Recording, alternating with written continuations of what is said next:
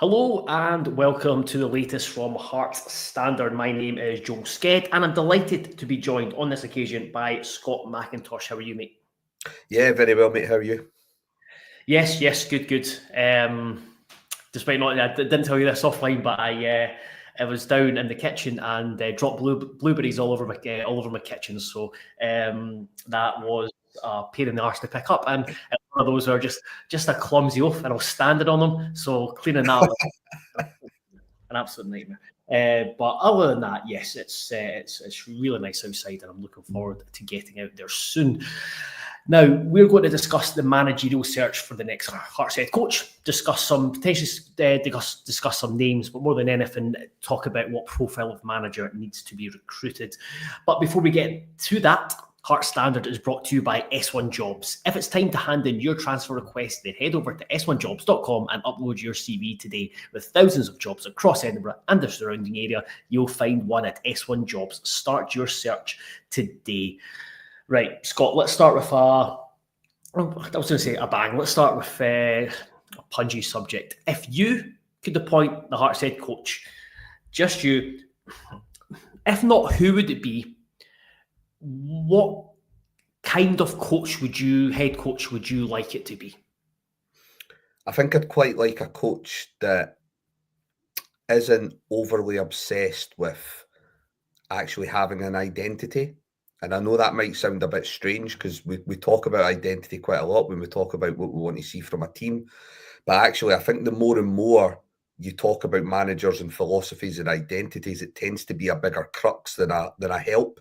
And I think at this level of football, I actually think there needs to be more emphasis on the man management of a manager rather than their potential playing style. I think playing style becomes a bigger issue once you go into those sort of more elite levels of football and you maybe need players to be coached to within an inch of themselves, and even that's becoming an issue now, highlighted by Gary Neville and others over the last few weeks. So I think I've got to a stage now, and this is also based on people that I've liked in the past as well, and I know this might sound a bit old school, but Jim Jeffries was a great man manager above all else.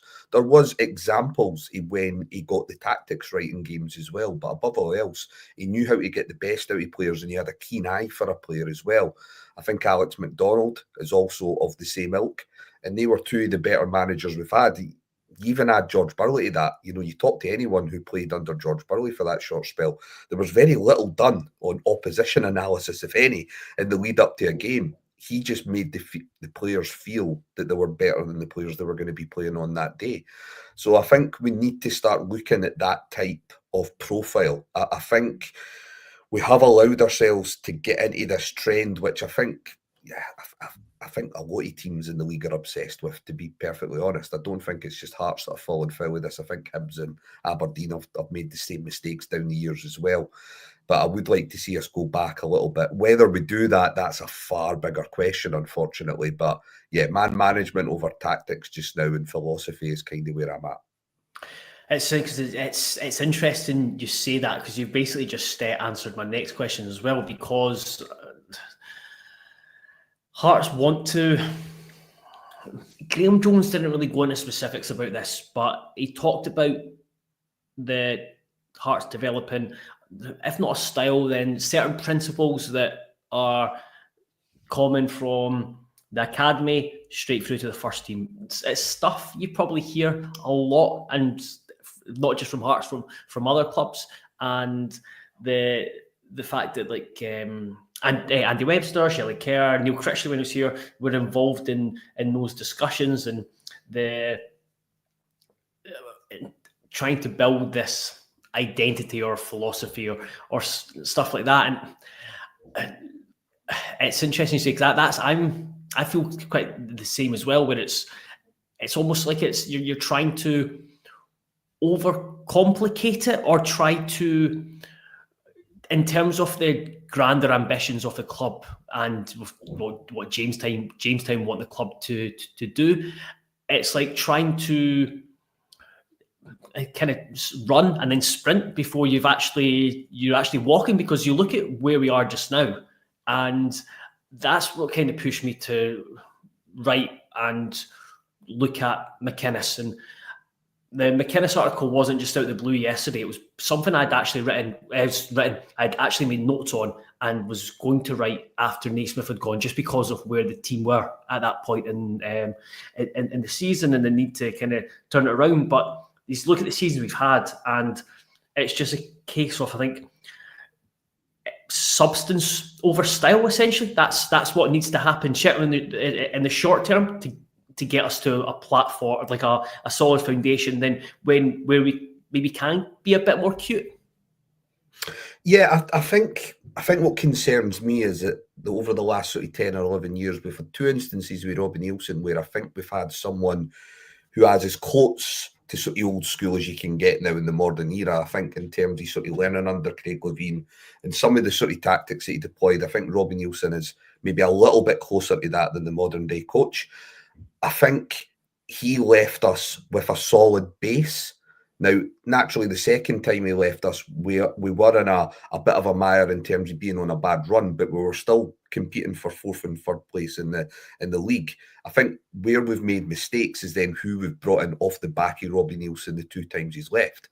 So I'm not saying it's particularly wrong that Robbie left on those two occasions, but I think it's been the decision making of the board and the CEO after those two instances that's actually ultimately led to us, just regressing more and more. And I think it's because they have taken punts on having a level of continuity within the club.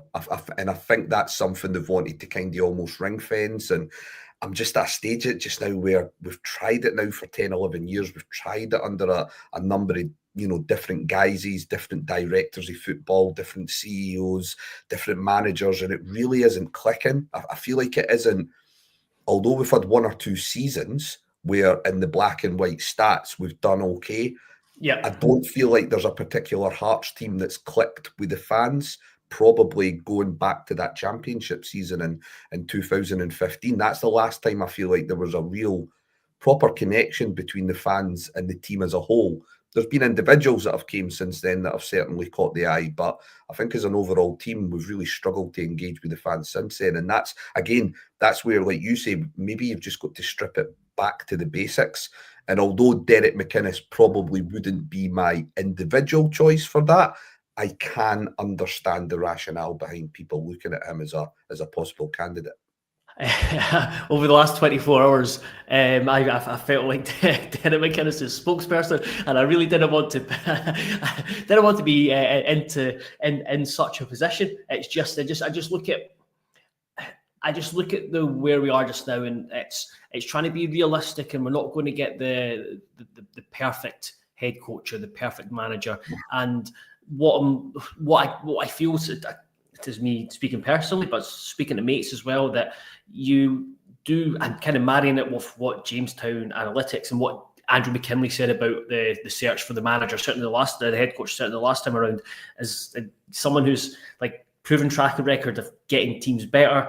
I know it's patchy, but I don't think he is the best manager for or head coach for bringing through young players, but he's certainly got a background of at least developing them. Where you go back to like Scott McKenna and Lewis Ferguson and Kane McLean and Ryan Christie, albeit that he was alone. And then a couple of guys like Kelly, young guys he's introduced and given a lot of game time to. And then just more like the intangibles of, this is a guy who's probably come to the club and he'd be gunning for Aberdeen straight away. And he's a type of manager where I'd be like, I'd feel confident going into a derby and thinking we're not going to lose this derby, and you're not going to, if you play rubbish, there's still a chance that you're going to find a way to win. Yeah, and I think I've said this before. There's a lot about Derek McInnes to like about in the short term, and yes. I think given the position that we're in, that's potentially why he is being looked at by some of the fans. I think some of the fans are kind of at a stage where they're thinking, I'm not thinking about consistent third place finishes or doing well in Europe. We actually need to get to a stage where we become a very sort of rigid and solid team again, and a team that other teams don't like to play, which I don't think we've been that side for quite a while now.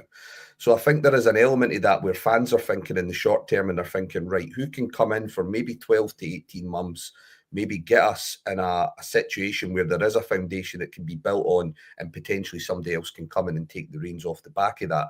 I think the problem, and this is probably why I've always been quite adverse to discussing Derek McInnes, is that I feel as if he's part of a cycle within Scottish football that somebody eventually needs to break. Again, if you go back to the evidence, if you look at all the third place finishes in Scottish football over the last 6 or 7 years, Stephen Robinson gets third place with Motherwell, he's away within 6 months. Jack Ross gets third place with Hibs, he's away within a few months. Robbie Nielsen gets third place with Hearts, he's away within a few months. Barry Robson, same. Stephen Naismith, the same. And I think what they all have at the very core is that they're all immersed in this style of football within Scottish football, out with the Celtic, which is very transitional and it's very much hitting teams on the break. It's, you know, competing for second balls and it's trying to do your best at set plays. And I think there's just this part of me that just thinks, I get why McInnes would be good in the short term, and even Stephen Robinson to a lesser extent. But I think there is always that little bit of me that's thinking 18 months' time, fans are going to have that circular conversation that we've already had when Robbie was doing well, and then when things weren't going okay, people start to pick up on the style of play. Yeah. So this is why it's difficult. It's difficult for the board, because I think it is going to be difficult to come up with a name that's going to be universally, sought after. And again, when you bring in other issues like budget and Jamestown, and even Graham Jones as an individual, you know, this is a guy that comes from a sports scientist background. I don't know if you look at the appointment of Critchley and you think, was Critchley someone who Graham Jones felt he could deal with on a sort of personal level? So is there a bit of a personality issue there as well, in terms of, you know, what Graham Jones wants to deal with and what Andrew McKinley wants to deal with? So there's so many variables here. It does make it very difficult to come up with a name that's going to totally seduce everyone, and for it to be within what the budget's been beforehand and that as well. Even Derek McInnes, I mean, technically, even he is technically out with our budget when you look at what he currently makes and what we have been paying previously. So not easy at all. I really don't sort of, begrudge the board having this decision. It's not something I would be wanting to do. No, and it's one of those where I appreciate. I think there's anyone in Scotland you hire, and it would be a hard sell for some fans, whether it's whatever group it is, whether it's Robinson or McGlynn or McInnes. And I think the only unifying appointment would be someone with a decent track record and who's got no connection to Scottish football, and most likely abroad as well.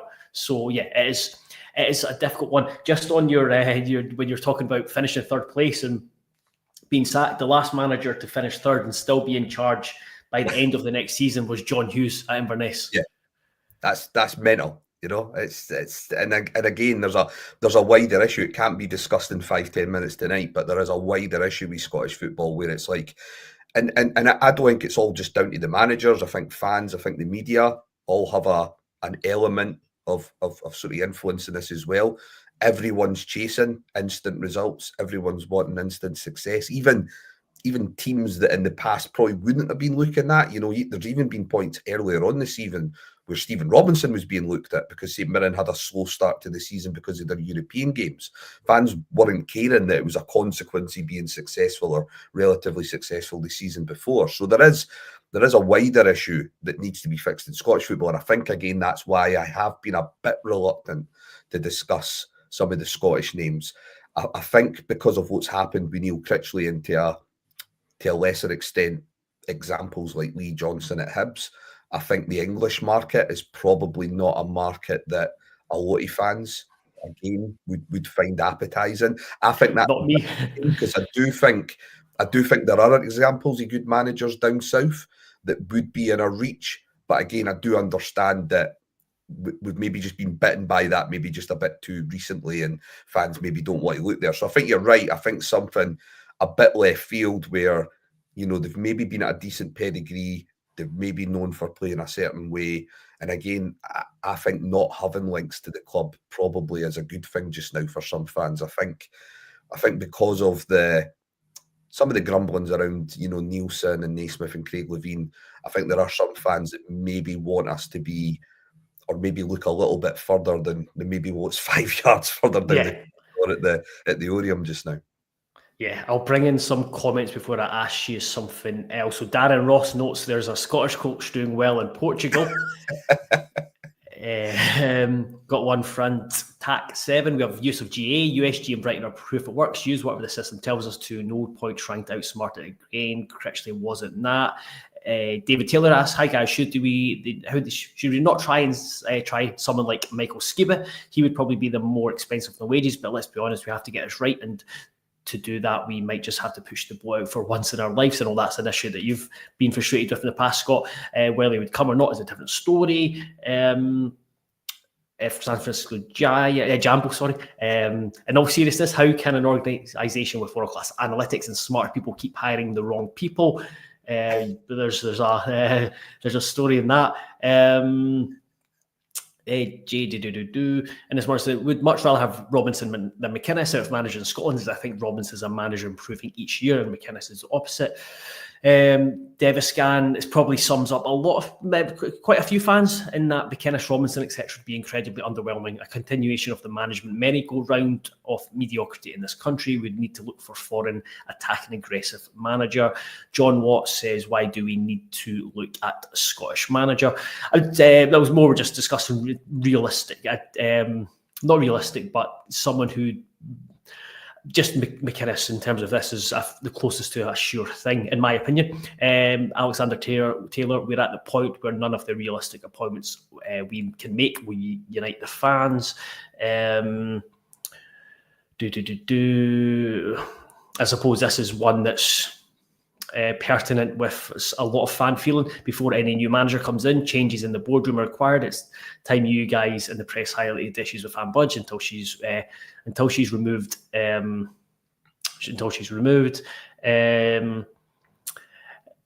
Kevin Muscat, surely one that could be in our financial budget and most fans would get behind. We talked about that on Sunday night on Scarce Around the Funnel, and then I seen I think it might have been on Kickback, someone put a link in, and I think he's getting paid like $6 million Australian dollars in Shanghai. Wouldn't surprise me if Rangers end up sniffing round him this summer if the San Francisco 49ers deal goes through as it looks like it's going to. Looking at today's news, I think Muscat will be quite high there, and I think he'll apply for it as well. Yeah, and I think that would be a pretty solid appointment for them, unfortunately. And Liam Corbett messing me because he's not got a YouTube app, the YouTube app. So he's on the McInnes. Is that McLean? No, it's a bit McInnes. Because he mentioned me saying, "I've watched Falkirk the last 5 times." Did he talk about John McLean? yeah, he messaged me as well. So, but he was saying on the reason I didn't get him on because on this because it would just be me and him talking up McInnes and boring everyone. 9 seasons consecutively in Europe for Aberdeen. Kelly in Europe won the League Cup, beats Old Firm every season, barely loses to Hibs. No way would you looking for a new manager after 18 months with him. So yeah, that's his view. But in terms of, I know we spent a fair bit of time discussing like the domestic market. Is there any name that you have seen mentioned or as the past few days? So we obviously talked about on Scarce Round on the Funnel on Sunday, but is there any names mentioned that you think or just pique your interest? Again, probably not, because I don't want to make myself feel any worse by looking at a market that I know the board aren't going to. And unless there's a huge mentality shift amongst the board, then I don't see how we're going to be able to attract the type of names that I think I would probably be looking at. You've got to remember as well, we're in a state of transition in terms of the financial side of the business because Jackie Duncan is due to retire at the end of the season with someone new coming in.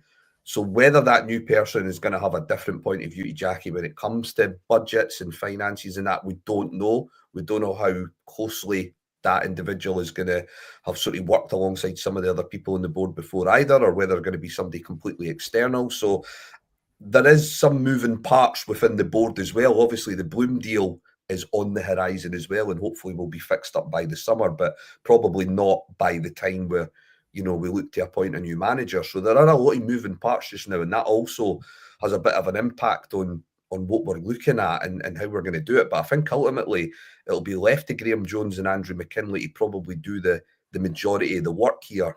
And again, that's where there's a slight concern given what happened last year.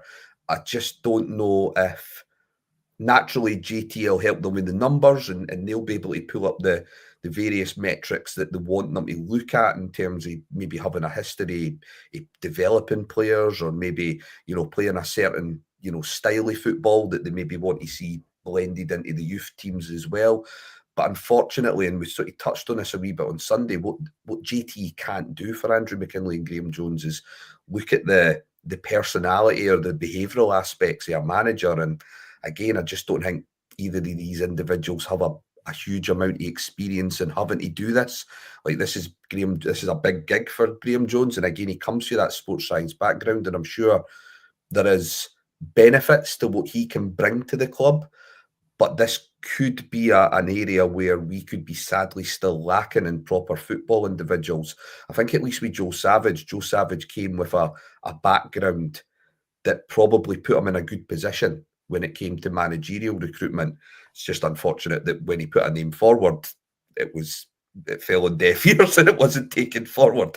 But yeah, I just think Graham Jones is a slightly different individual to what we've had previously in that role. And again, that could cause a bit of an issue when it comes to trying to identify the right type of character. Again, they could be looking for a head coach who's maybe flexible. He's quite happy to work with what he's got and these types of things. And I think the problem for that is I think a lot of the fans are now wanting to see a change from that. I think they're not wanting to just see a sort of inexperienced head coach coming through and taking the reins. My biggest fear, and it's nothing on the individual, my biggest fear is that we will end up trying to attract Don Cowie, because he may be someone who shows up well in the numbers. He's obviously had a link to the club and he's young. And again, given his character, I think he's someone who a Graham Jones or an Andrew McKinley would probably see as being, you know, quite easy to manage and sort of get along with. So I think that'd be my biggest fear just now, is that if we go down the route that we have done in the past, that we actually end up with someone who hasn't probably proven themselves yet. Not to say they won't in the long term, but that's my biggest fear just now. Yeah, I've seen someone mention in the comments that Don Cowie, and it's one of those where I agree that it's now where you want someone with plenty of experience and that track record that you can fall back on, and not just look at someone having a good spell or a good season. You want someone who's had a good period, where a good long-term period. And well, Don Cowie could to be a fantastic head coach, and everyone who I've spoken to about him speaks so highly of him and his personality. But I do think it would be quite a. He's got a wee bit more. Hard sell, I think, to the fans, that one. Yes, definitely, and also he's maybe just a wee bit more experienced than Naismith. But I think I think that would be a risk, especially when the next appointment is so big, and you're also coming into a point where you're also coming into Corbett messaged me about Don Cowie. I'm not going to read out what it says because it's very expletive, and you're also coming into a point where this summer is a really big one, because there's going to be a lot of change in the squad. There's almost not quite a blank canvas, but there's a lot of canvas to work with within that. Hopefully within that squad, and you do want just someone who's kind of just been there and done that. And if it was in 2 years' time, you're looking for another manager, and Don Cowie, for example, just using Don Cowie for example, has gone and had 2 good years of management, then he becomes a much easier sell, especially if Hearts are in a better place, a stronger footing going forward. Yeah, and I think it's a good point to raise about the sort of revolving door policy that you're probably going to see in terms of player recruitment and outgoings this summer as well. It's not as if we would be bringing in an inexperienced manager and able to sit them down and say, well, look, you've got a real strong nucleus core of the playing staff staying on. The chances are by this summer, club captain will probably be away in Lawrence Shankland. Frankie Kent, who's a very vocal voice at the back, every chance he could end up going back down south as well. Craig Gordon will be another year older, who's probably, again, one of the bigger sort of standard bearers within the club. And then you've got another number of players who have either been out of contract or have been, out of commission for a while because they've had a few injuries like Craig Halkett and Stephen Kingsley. It does leave you in a position where whoever comes in, they're not going to have a lot to sort of play with. And again, I think sort of leaving that or sort of landing that at the feet of an inexperienced coach again would just be a huge gamble to make on top of, just making a similar gamble only a few months ago.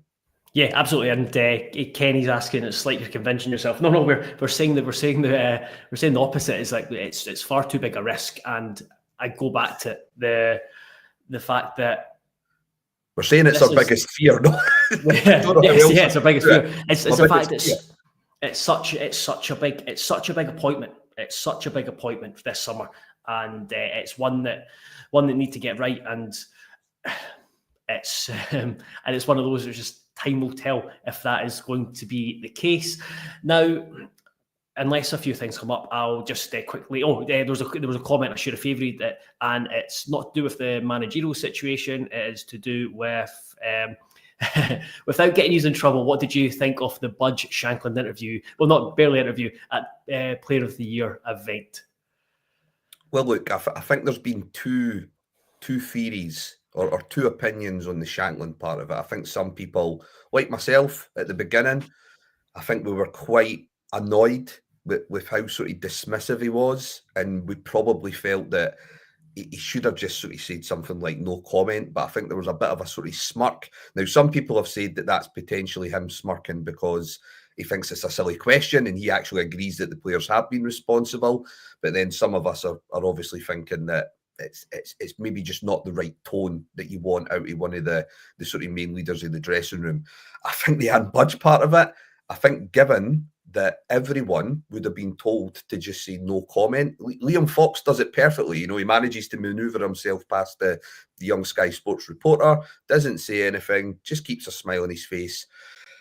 And Budge, to me, it showed me how out of comfort she is when she is being questioned by someone out with her in her circle. She did not look comfortable at all.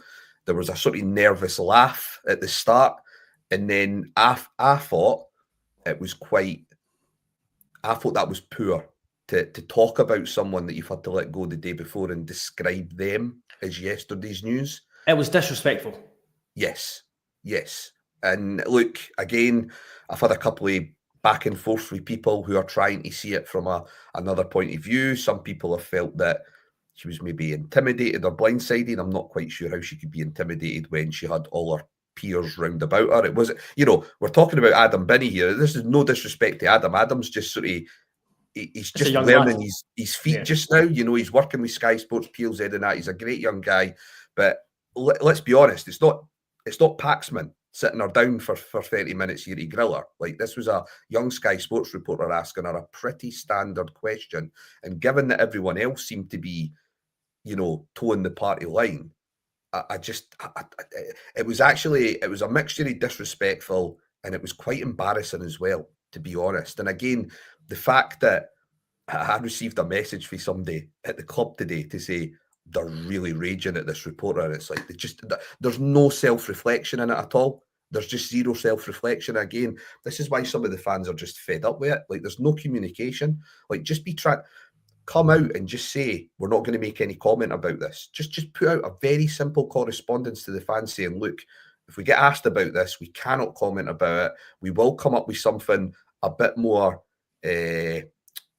comprehensive in a week or two. Andrew McKinley will give another update, say, for example, on a one-to-one basis with one of the media guys. But for now, we will be saying no comment to the media, and also if the fans are asking about what's happened with Neil Critchley. But unfortunately, they never do these things. And what happens is they make a mistake, the fans give them, abuse because of that mistake, and then they go into that reactive mode that unfortunately they've been in as a board for some time now. I mean, I don't know how else to. I can't cut her any slack for it. It was poor. It was so poor. It's going back to what you said about just the kind of the lack of communication, and it's not. I don't think it's the best of looks when the only kind of, other than Anne Budge's comment on the Sunday night, is the only person that's actually talked about Critchley leaving is our 18-year-old striker at the PFA Scotland. So I think that was ideal. I think from Hearts' point of view, I don't think they would have wanted Wilson to do that, but I think it's I'm guessing it's a contractual thing because Sky Sports are a broadcast partner for the Scottish Premiership. But it's not great that he's the one that's having to be asked questions about it. And look, on top of this, I mean, we got an email to our podcast email address earlier today, and it was someone who was at the Player of the Year last night. And, I think these things should always go ahead. I know some people have been, obviously not happy about it happening so close, off the back of the sacking. But you've got to remember there's B team there, there's the women's team there, and that, there's a lot of people who put in a lot of hard work. There was the likes of Davy Allen and that who were quite rightly getting recognised for all the stuff that they do away from match day as well. So I think it was always right to go ahead with it. Now, again, where the club don't do the right thing is, by all accounts, and this is just going by a couple of anecdotes have been given by people who were there, once the event finished, the team were pretty much told to just leave the event, not engage with the fans, and just leave the event. Now, if that is the case, just warn the fans beforehand. Again, it's simple communications, it's simple comms, and I just wish they were just a little bit more proactive in this space. And I feel like I've had to say that about a number of things now down the years. It's something that they've never really been on top of. And I'm not putting this on the media people at the club. I think they will know the right way to handle things, but it's what they're allowed to do, which is the biggest issue here, I think. Yeah. A couple of my pals were at it. I think they were at it last year as well, and I think it was a very, very different event. You understand it to an extent because it's 12 months ago. Just finished third and hadn't just sacked their manager the day before. But to finish off, in fact, the prices are actually higher this year. It's £150.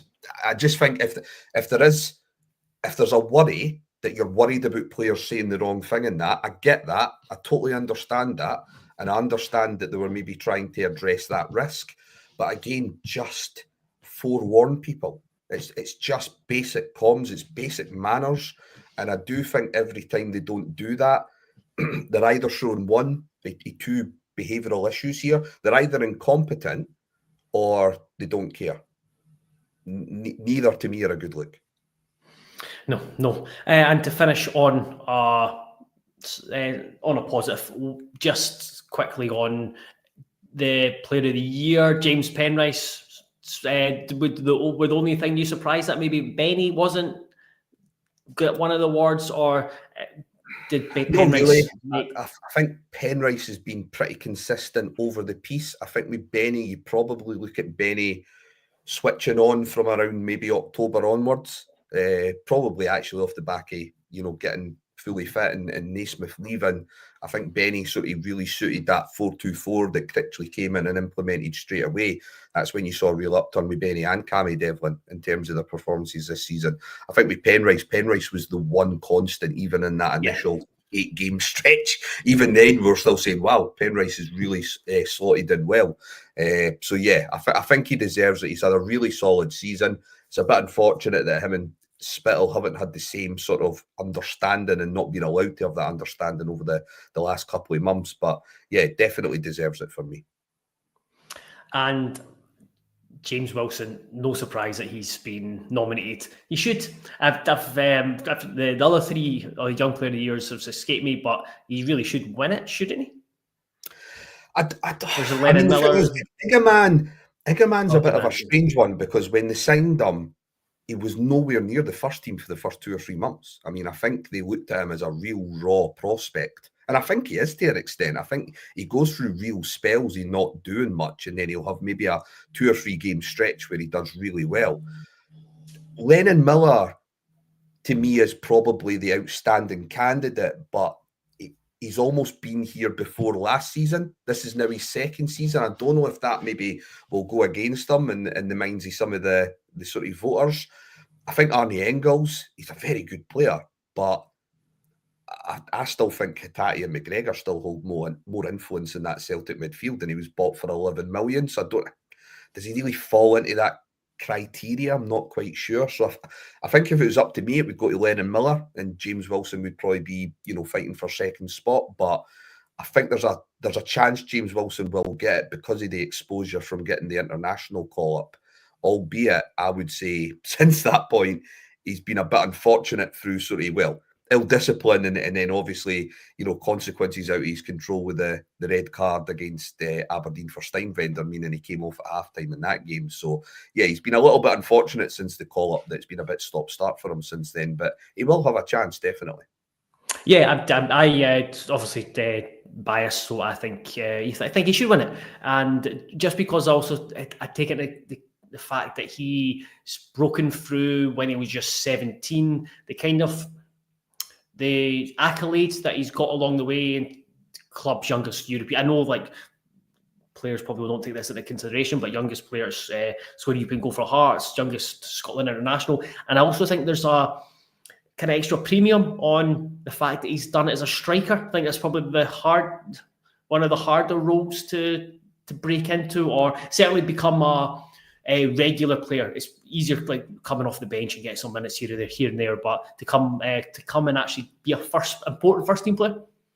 Yeah, no, I would agree. I think he's definitely in the running for that, and I do think circumstances and time, and I think there will be probably that'll be a positive for him over Lennon Miller. I just think people are now used to Lennon Miller, and he's probably in some respects Lennon Miller will now just be seen as being almost in with the bricks at Motherwell rather than a sort of developing rising star, because this is his second season. Might not be viewed as so much of a breakthrough season as sometimes these young player of the year things can be. They can almost be sort of for players who have broken through rather than being a consistently good young player over a 2 or 3 year spell.